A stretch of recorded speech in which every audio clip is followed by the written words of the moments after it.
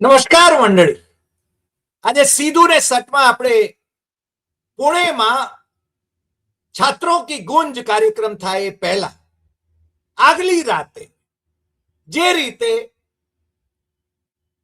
વિદ્યાર્થીનીઓને ધમકાવવા માટે ભારતીય જનતા પાર્ટીના મિત્ર સંગઠન અખિલ ભારતીય વિદ્યાર્થી પરિષદ એના કાર્યકર્તાઓ સીઓઈપી હોસ્ટેલ પર ગયા અને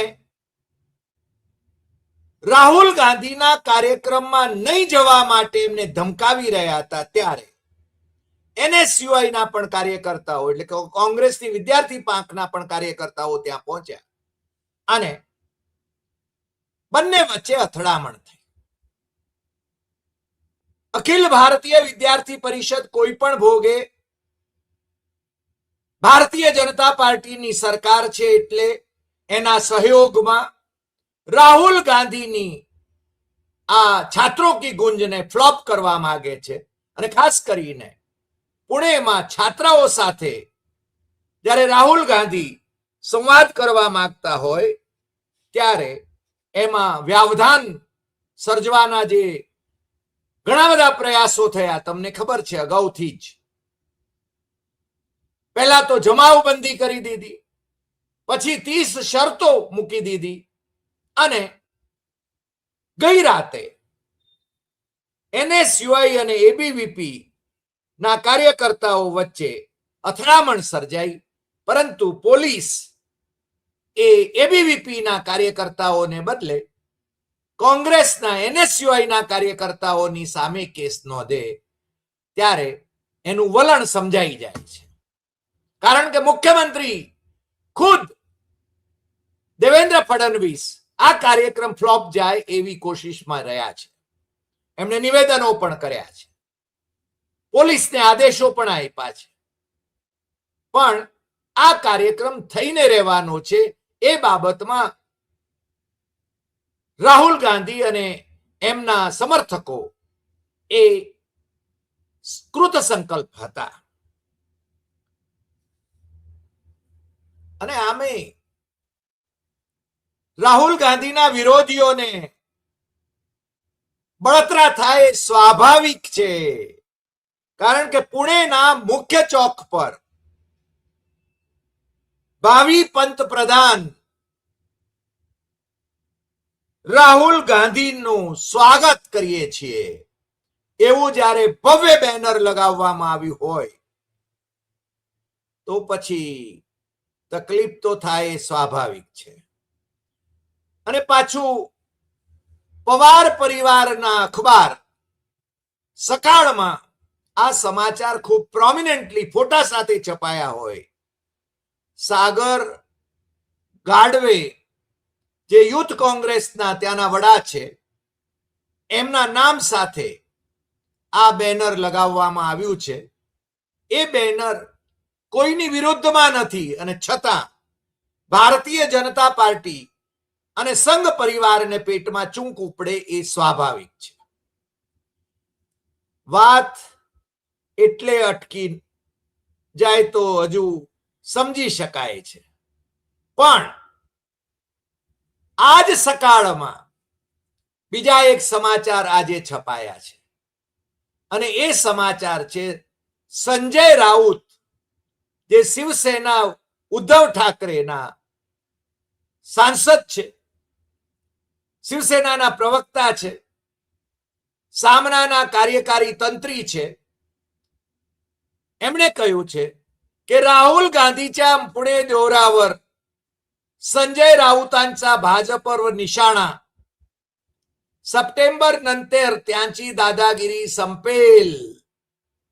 એટલે સપ્ટેમ્બર સુધી જ આ લોકો દાદાગીરી કરી શકશે, એના પછી એમની દાદાગીરી ખતમ થઈ જશે.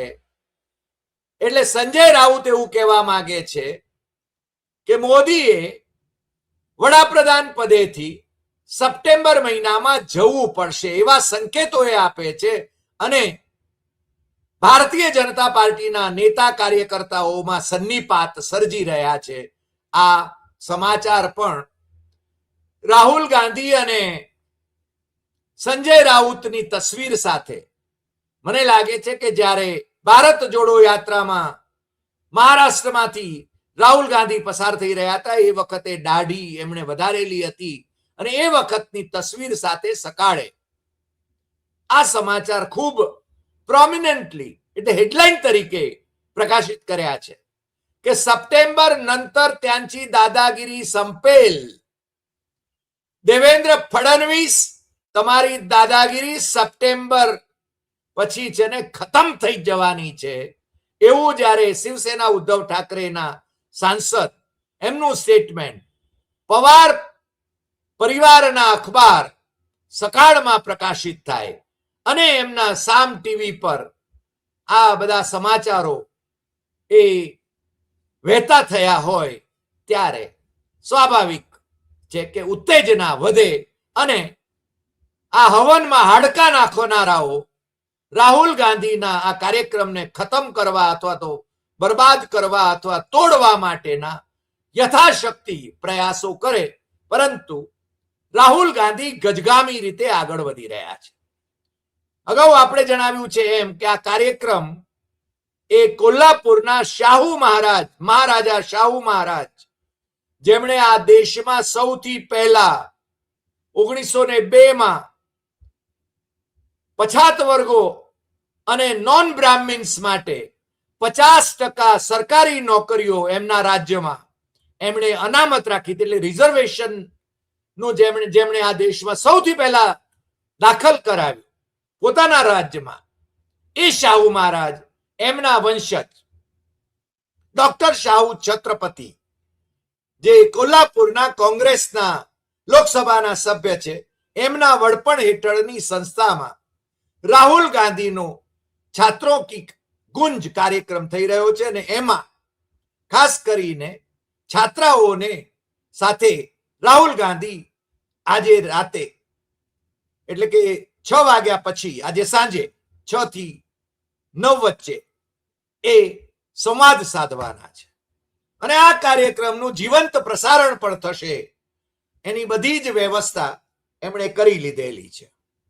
આ કાર્યક્રમમાં વ્યવધાન ઉભા કરવા માટે જે પ્રયાસો થઈ રહ્યા છે, પેલે હોસ્ટેલો ઉપર જઈને એબીવીપી ના કાર્યકર્તાઓ વિદ્યાર્થીનીઓને ધમકાવી રહ્યા છે, એના સંદર્ભમાં એબીવીપી ની સામે કેસ દાખલ કરવાને બદલે પોલીસ એ 50-60 એવા એનએસયુઆઈ ના કાર્યકર્તાઓની સામે એ કેસ દાખલ કરી ચૂકી છે. પરંતુ આ કાર્યક્રમ એ જેમ બાળા સાહેબ થોરાત કોંગ્રેસના નેતા છે કહે છે કે કાર્यक्रमाचे समर्थन करणाऱ्या विद्यार्थिनीला एबीव्हीपी कडून डांबले जाणे आणि काँग्रेस कार्यकर्त्यावर लाठीचार्ज होणे निषेधार्थ आहे. પોલીસે લાઠીચાર્જ કર્યો, એબીવીપી એ વિદ્યાર્થીનીઓને રૂમમાં પૂરી દીધી, મારી.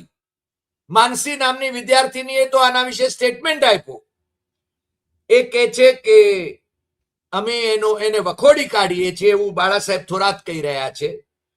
लोकशाहीत मत मांडण्याचा अधिकार प्रत्येकाला आहे. आवाज दाबता येईल, पण विद्यार्थींचा विचार आणि लोकशाहीचा आवाज बळाचा वापर करून बंद करता येणार नाही. તમે સમજી શકો એવું સરળ મરાઠી છે કે લોકશાહીમાં અવાજને દબાવી શકાય નહીં, લોકશાહી અવાજ અને અભિવ્યક્તિને અને વિદ્યાર્થીઓના વિચારને દબાવી શકાય એમ નથી.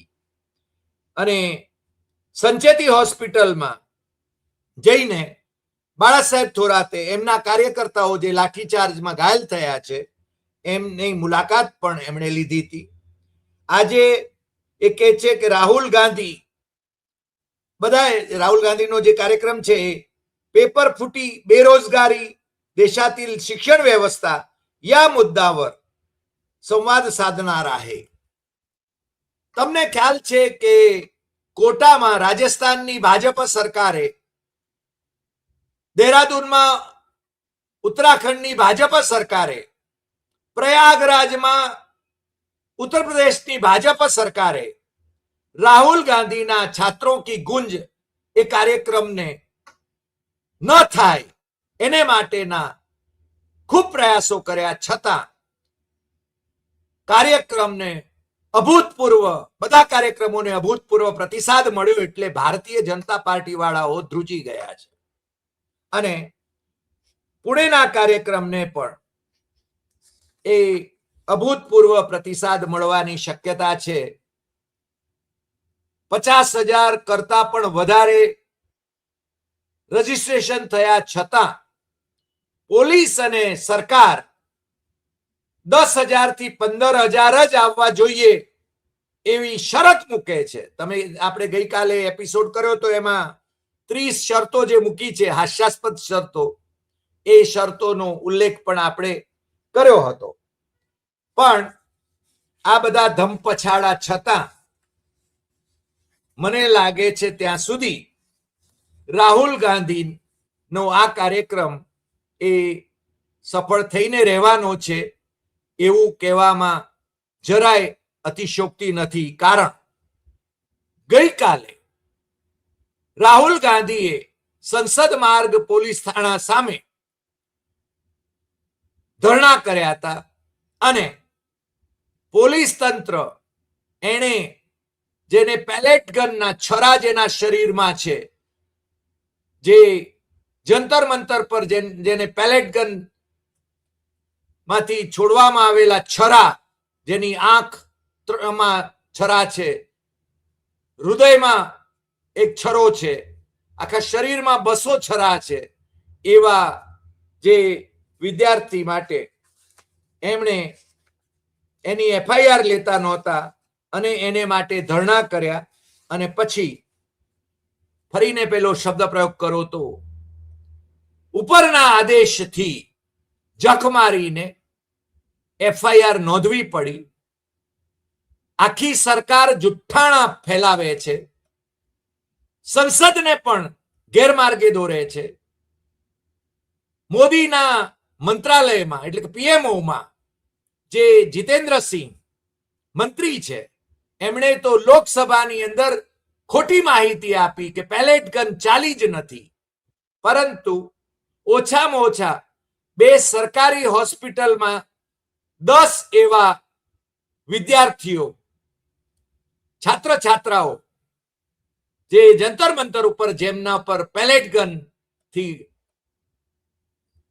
ગન છોડવામાં આવી અને છરાઓ જેમને વાગ્યા છે એવા 10 કેસ એના સર્ટિફિકેટ સરકારી ડોક્ટરોએ આપેલા છે અને એમણે કહ્યું છે કે આ પેલેટ ગન ના છરા છે, પેલેટ ગન ચાલી છે અને એ એક પણ એફઆઈઆર ન થાય એટલા માટે 14 ઓગસ્ટથી આ હરિયાણાના ખેડૂત પરિવારનો દીકરો અને એના માતુશ્રી એ ફ્રોમ પિલર ટુ પોસ્ટ ફરી રહ્યા હતા। પણ રાહુલ ગાંધીએ જ્યારે એમની સાથે જઈને ધરણા કર્યા પોલીસ સ્ટેશનની સામે અને હજારો કોંગ્રેસી કાર્યકર્તાઓ એમાં જોડાયા, ત્યાર પછી અમિત શાહે કદાચ આદેશ આપ્યો એટલે આ એફઆઈઆર નોંધવી પડી છે। બાકીના જે 9 જણા છે એમની એફઆઈઆર પણ હવે પોલીસે નોંધવી પડશે અને આ જે છે એ મોદી શાહની સરકારના જે જુઠ્ઠાણા છે એને બેનકાબ કરે છે અને એટલા માટે જ એમને વધારે ખુન્નસ છે।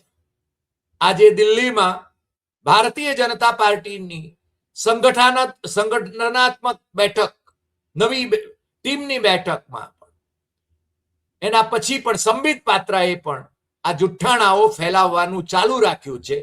વંદે માતરમ એવા લોકો હવે વંદે માતરમના સંદર્ભમાં કોંગ્રેસને ભાંડે છે જે લોકોએ ક્યારેય આઝાદીની લડાઈમાં ભાગ નહોતો લીધો। એમના પૂર્વસૂરીઓએ હિન્દુ મહાસભાના સાવરકર, ડોક્ટર શ્યામા પ્રસાદ મુખર્જી હિન્દુ મહાસભાના કાર્યાધ્યક્ષ એ લોકોએ જીણાની મુસ્લિમ લીગ સાથે પ્રાંતિક સરકારો ચલાવી છે।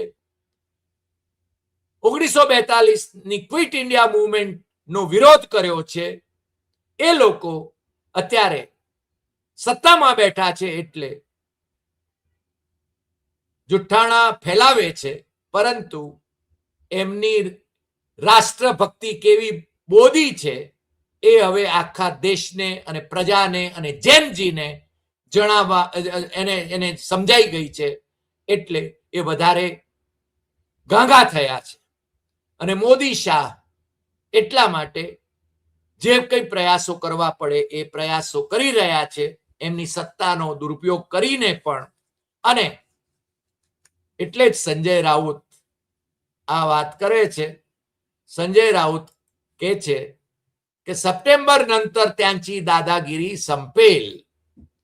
સંજય રાઉત ઘણા બધા સંકેતોમાં ઘણું બધું કહી જાય છે, પણ આજે આપણે બધા જ અને આખો દેશ અને દુનિયા એ પુણે જે શિક્ષણનું હબ છે, સાવિત્રીબાઈ ફૂલે અને મહાત્મા ફૂલે, જ્યોતિબા ફૂલે એમની એ સ્ત્રી શિક્ષણની જ્યોત જ્યાં જલાવવામાં આવી છે, એ પુણેમાં એ સામાજિક સુધારણાની ભૂમિકા પુણે, ત્યાં છાત્રો કી ગુંજ એનો અવાજ અને એમની સાથેનો સંવાદ એ રાહુલ ગાંધી બુલંદ કરવાના છે.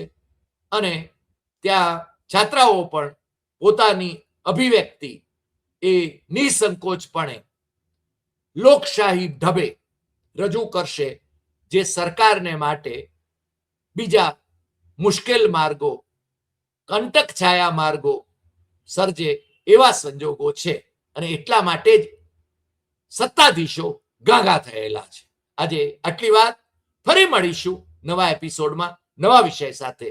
તમને જો આ એપિસોડ ગમ્યો હોય તો સૌથી વધુ શેર કરશો, લાઈક કરશો, કમેન્ટ કરશો, અને આપણી YouTube channel doctor Hari Desai સત્યમ એવમ તથ્યમ એ સબસ્ક્રાઇબ કરવા માટે દેશમાં અને વિદેશમાં મિત્રોને જરૂર જણાવશો, કારણ કે આપણે સાચી વાત, ટકોરાબંધ વાત કરીએ છીએ. અને અમે જો કંઈ ભૂલ કરી હોય તો એ પણ જણાવવાનો તમને અધિકાર છે, પણ મુદ્દાસર બૌદ્ધિક રીતે આપણા દર્શકો એ બુદ્ધિનો ઉપયોગ કરનારા છે, મને શ્રદ્ધા છે. અને આપણી ચેનલ સબસ્ક્રાઇબ કરવા માટે કોઈ નાણાં ચૂકવવાના હોતા નથી, અને મને પણ કોઈ નાણાં મોકલવાના હોતા નથી. આજે આટલી વાત. ફરી મળીશું